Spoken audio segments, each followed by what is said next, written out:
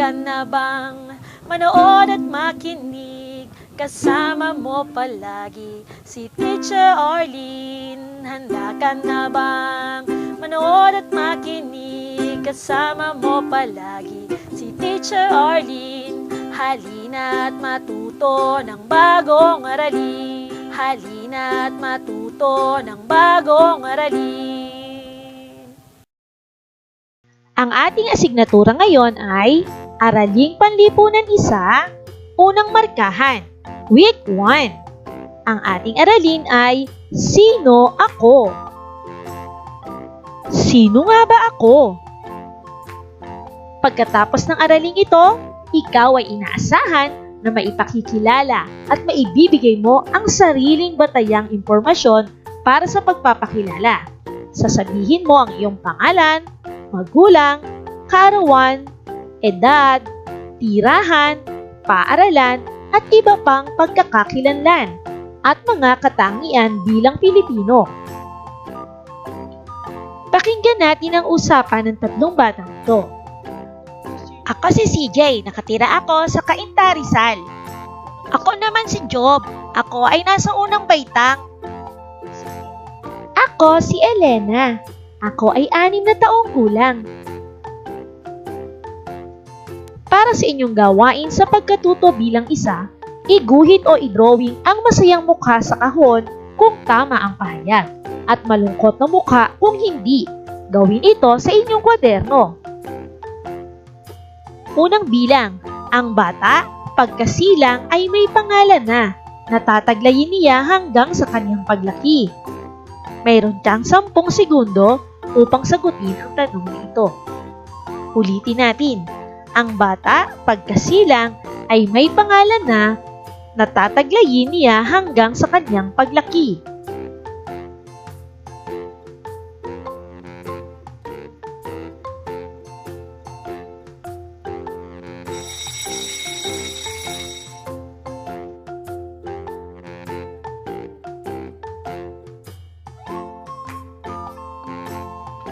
Para sa ikalawang bilang, karamihan sa mga Pilipino ay singkit at itim ang kulay ng mata.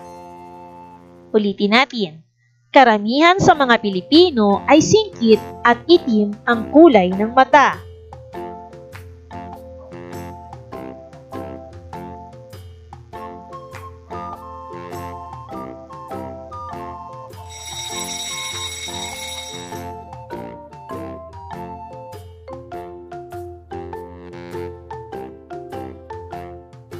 May mga batang nakilala bilang mga Bicolano. Sila ay Pilipino. Ulitin natin. May mga batang nakilala bilang mga Bicolano. Sila ay Pilipino.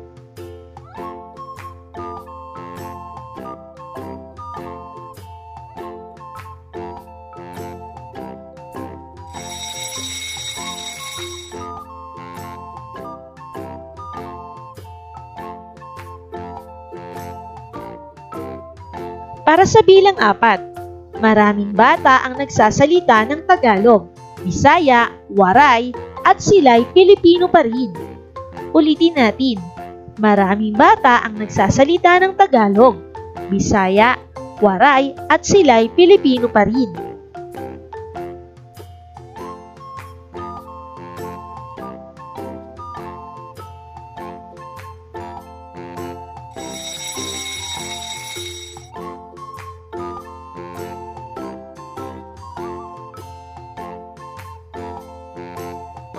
Ikalimang bilang, mahalaga na ang bata pagkasilang ay may kinikilalang magulang at nag-aalaga habang siya ay lumalaki. Ulitin natin, mahalaga na ang bata pagkasilang ay may kinikilalang magulang at nag-aalaga habang siya ay lumalaki.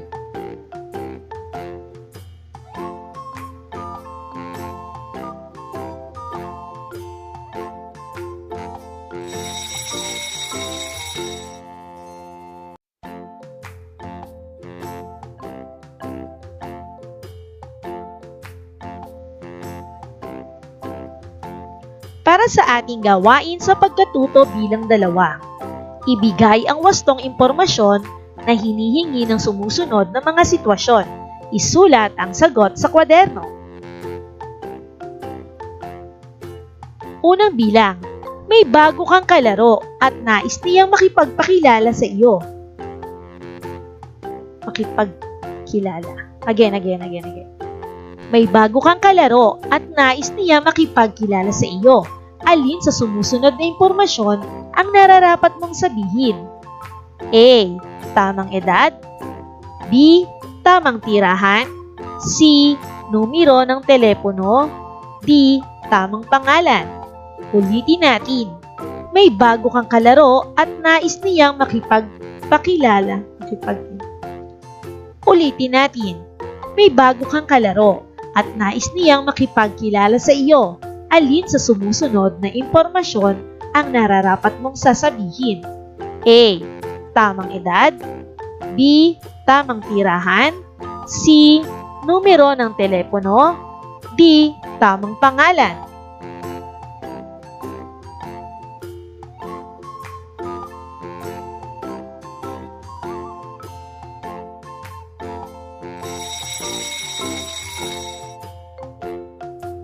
Para sa ikalawang bilang, ang iyong kapatid ay nag-imbita ng kanyang mga kaibigan para sa salo-salo sa susunod na linggo dahil ito'y araw ng kanyang kapanganakan. Ano ang kanyang ipagdiriwang? A. Araw ng kapanganakan. B. Araw ng Pasko. C. Araw ng mga puso. D. Araw ng mga nanay. Ulitin natin. Ang iyong kapatid ay nag-imbita ng kanyang mga kaibigan para sa salo-salo sa susunod na linggo. Dahil ito'y araw ng kanyang kapanganakan, ano ang kanyang ipinagdiriwang? A. Araw ng kapanganakan. B. Araw ng Pasko. C. Araw ng mga puso. D. Araw ng mga nanay.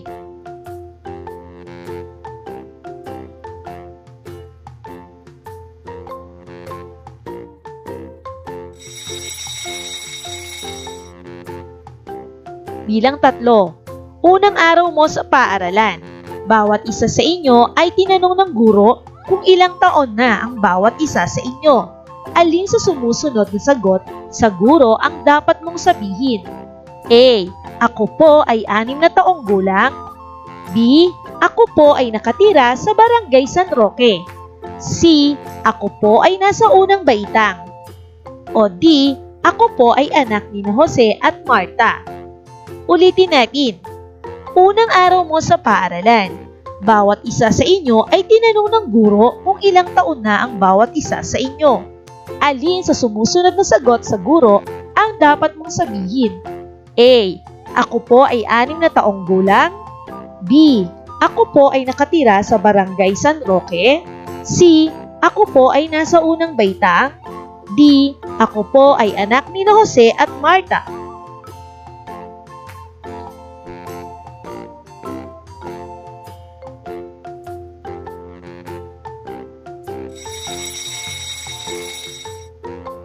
Naliligaw ang kaeskwela mong si Myra. Alin sa sumusunod na impormasyon ang unang dapat sabihin upang matulungan siyang makauwi? A. Saan siya nag-aaral? B. Saan siya ipinanganak? C. Saan siya nagsisimba? D. Saan siya nakatira? Ulitin natin. Naliligaw ang kaeskwela mong si Myra. Alin sa sumusunod na impormasyon ang unang dapat niyang sabihin upang matulungan siyang makauwi? A. Saan siya nag-aaral? B. Saan siya ipinanganak? C. Saan siya nagsisimba? D. Saan siya nakatira?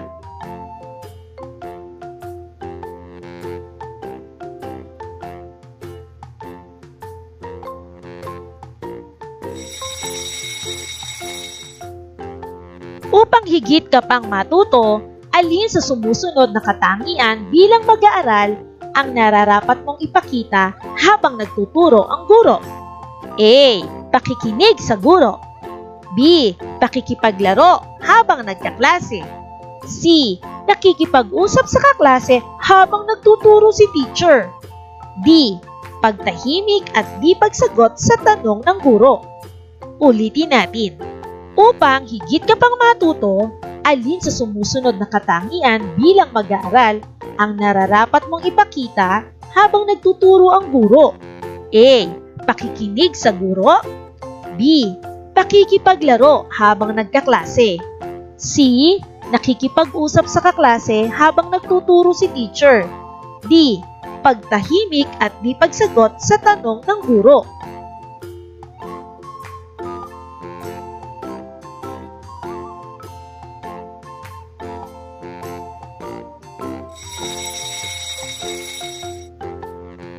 Para sa ating gawain sa pagkatuto bilang 3, kopyahin at punan ng tamang impormasyon ang bawat patlang. Gawin ito sa kwaderno. Ako ay si... Sabihin ang iyong pangalan. Ipinanganak ako noong Kailan ang iyong kaarawan?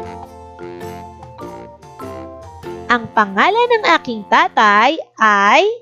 Anong pangalan ng tatay mo? At ang aking nanay ay si... Sabihin ang pangalan ng iyong nanay. Ako ay nakatira sa barangay. Sabihin kung saang barangay ka nakatira. Ulitin natin. Ako ay si... Sabihin mo ang iyong pangalan. Ipinanganak ako noong Kailan ka ipinanganak? Kailan ang birthday mo? Ang pangalan ng aking tatay ay... Anong pangalan ng tatay mo? At ang aking nanay ay si... Anong pangalan ng nanay mo? Ako ay nakatira sa barangay. Saan ka barangay nakatira?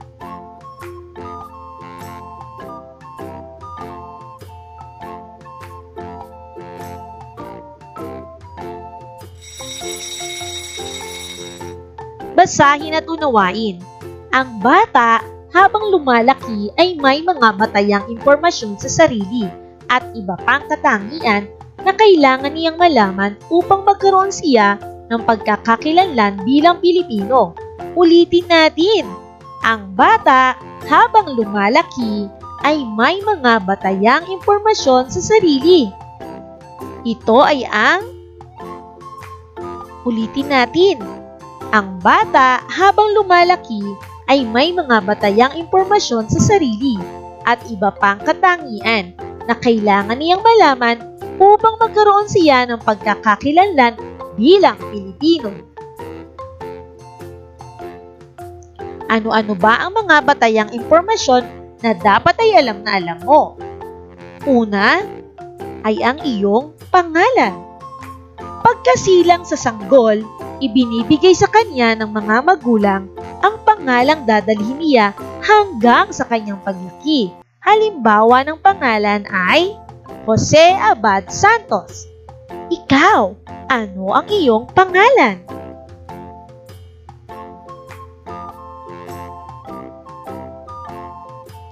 Edad. Ito ay kung ilang taon ka na.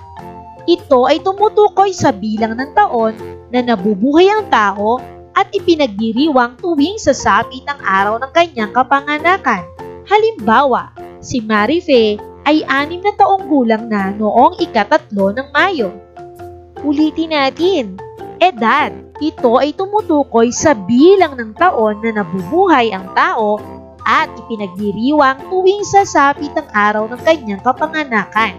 Halimbawa, si Marie ay 6 na taong gulang na noong 3 ng Mayo.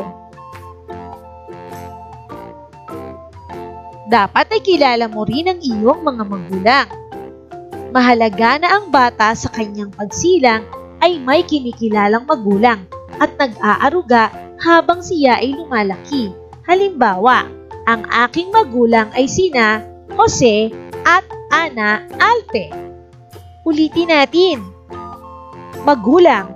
Mahalaga na ang bata sa kanyang pagsilang ay may kinikilalang magulang at nag-aaruga habang siya ay lumalaki. Halimbawa, ang aking magulang ay sina Jose at Ana Alpe. Tirahan. Ang tirahan ay isang lugar kung saan dito nagkakasama-sama ang miyembro ng pamilya. Halimbawa, Si Benny ay nakatira sa Barangay San Antonio, lungsod ng Binyan. Ulitin natin. Tirahan. Ang tirahan ay isang lugar kung saan dito nagkakasama-sama ang miyembro ng pamilya. Halimbawa, si Benny ay nakatira sa Barangay San Antonio, lungsod ng Binyan. Paaralan. Ang paaralan ay isang lugar kung saan tinuturuan ang mag-aaral upang magkaroon ng kaalaman. Ulitin natin. Ang paaralan ay isang lugar kung saan tinuturuan ang mag-aaral upang magkaroon ng kaalaman. Sino-sinong nakakasama mo sa paaralan? Magaling! Nakakasama natin ang ating guro at ang ating mga kamag-aral. Masaya tayo nag-aaral dito. Natututong magsulat, magbasa, magkulay, at magbilang. At masaya rin tayo nakikipaglaro sa ating mga kalaro sa oras ng laro. Bukod sa mga ito, may ilan pang mga pagkakakilanlan at katangiang taglay ang mga Pilipino. Kulay ng balat. Ang kulay ng balat ay isa rin pagkakakilanlan bilang isang Pilipino. Karaniwan ang kulay ng balat ng Pilipino ay kayumanggi. Tandaan natin, nagkakaiba-iba tayo sa kulay ng balat. Ang kulay ng balat ay isa ring pagkakakilanlan bilang isang Pilipino. Karaniwan ang kulay ng balat ay kayumanggi. Ating tandaan, ang kulay ng balat. Ang kulay ng balat ay isa ring pagkakakilanlan bilang isang Pilipino. Karaniwan, ang kulay ng balat ng mga Pilipino tulad ko ay kayumanggi. Ikaw, ano ang kulay ng iyong balat? Magaling! Marahil marami sa inyo ay may kayumangging balat din. Kulay ng buhok. Karaniwang kulay at hugis ng buhok ng mga Pilipino ay kulay itim at tuwid. Subalit may ilan na kulot at maiksi din ang buhok. Tulad ni teacher, ako ay may itim na buhok at tuwid. Ikaw, ilarawan mo nga ang itsura at kulay ng iyong buhok. Mahusay! Ang mata at hugis ng ilong. Karamihan sa mga Pilipino ay singkit at itim ang kulay ng mga mata. Ang ilong naman ay di matangos. Subalit may ilan na matangos din ang ilong. Si teacher, ang aking ilong ay medyo pango, hindi ito matangos, ngunit hindi ko ito ikinakahiya. Ikaw, ilarawan mo nga ang iyong ilong? Mahusay! Para sa ating gawain sa pagkatuto bilang 4, lagyan ng check ang kahon kung ang pahayag ay nagsasabi ng pagkilala sa sarili at X kung hindi. Isulat ang sagot sa iyong kwaderno. Unang bilang. Kung ang mga magulang mo ay Pilipino, ikaw ay Pilipino rin. Ulitin natin. Kung ang mga magulang mo ay Pilipino, ikaw ay Pilipino rin.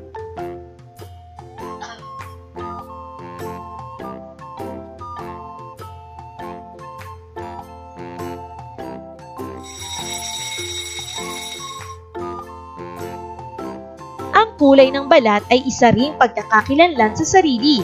Ulitin natin. Ang kulay ng balat ay isa ring pagkakakilanlan sa sarili.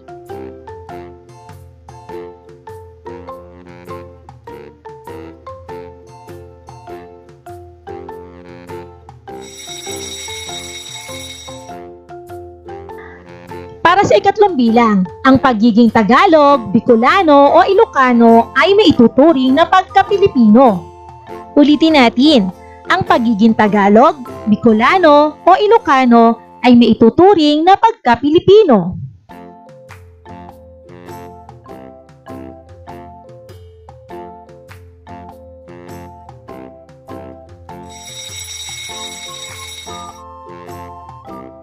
Para sa ika-4 na bilang, ang pagkakaroon ng pangalan ay mahalaga sa isang bata.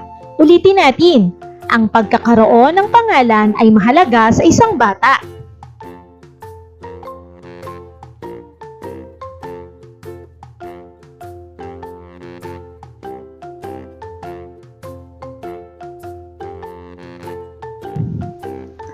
Ang pangalan ng kanyang magulang ay dapat na alam niya.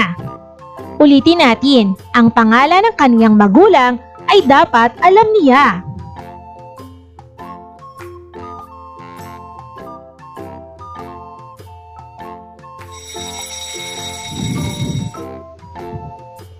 Para sa gawain sa pagkatuto bilang 5, kopyahin ang gawain sa kwaderno. Tingnan ang iyong sarili sa loob ng kahon. Kung babae o lalaki, isulat ang iyong buong pangalan sa tabi ng larawan. Ulitin natin, kopyahin ang gawain sa kwaderno. Tingnan ang iyong sarili sa loob ng kahon. Ikaw ba ay babae o lalaki? Pagmasdan ang nasa larawan, makikita natin na sa gitna ay may dalawang bata, isang babae at isang lalaki. Kung ikaw ay babae, isulat ang iyong pangalan sa bandang kaliwa. Kung ikaw naman ay lalaki, isulat ang iyong pangalan sa bandang kanan.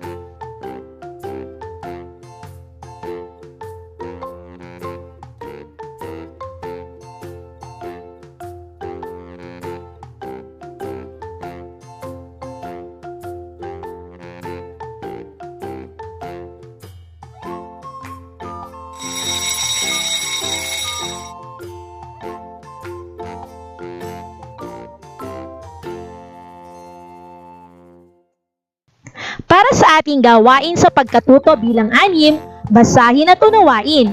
Isulat sa iyong kwaderno ang salitang tama kung ang pahayag ay tama at isulat naman ang mali kung ang pahayag ay mali. Ulitin natin, isulat kung tama ang pahayag at isulat ang mali kung mali ang pahayag. Unang bilang, ang bata simula sa kanyang pagsilang ay binibigyan ng pangalan ng kanyang mga magulang. Ulitin natin, ang bata simula sa kanyang pagsilang ay binibigyan ng pangalan ng kanyang mga magulang.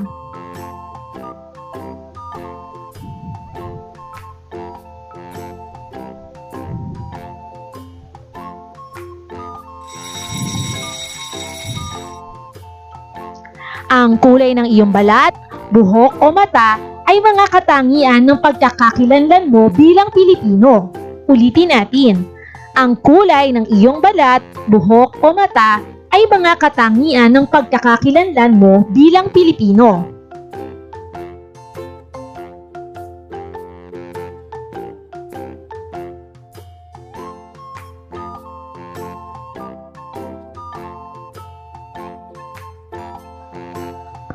Mahalaga na habang lumalaki ka, ay alam mo ang mga batayang impormasyon ng pagkakakilanlan sa sarili. Ulitin natin, mahalaga na habang lumalaki ka, ay alam mo ang mga batayang impormasyon ng pagkakakilanlan sa sarili.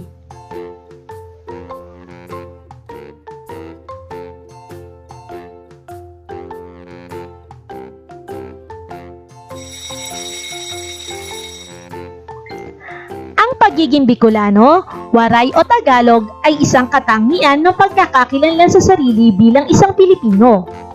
Ulitin natin, ang pagiging Bicolano, Waray o Tagalog ay isang katangian ng pagkakakilanlan sa sarili bilang isang Pilipino.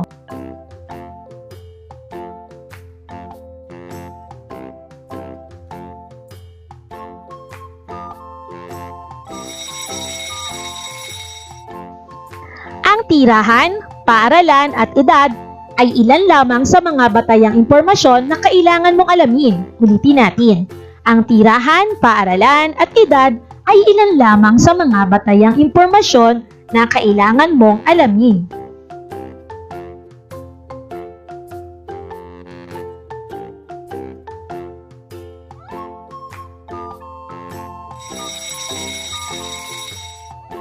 Sa inyong barangay, napakalaki ng itinayong silid-aklatan sa tabi ng pamilihan o palengke.